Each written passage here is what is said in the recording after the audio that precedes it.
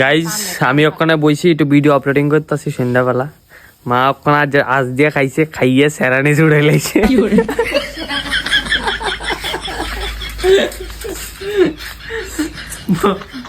আবার আবার আবার গাইস আমরা সামনে আইসেরা কইতেছে লিফটিনে বলে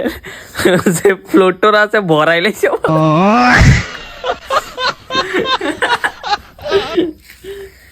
একবারে পুরা কিতা কইতাম শেয়ার টু বইয়া খাবার করতাম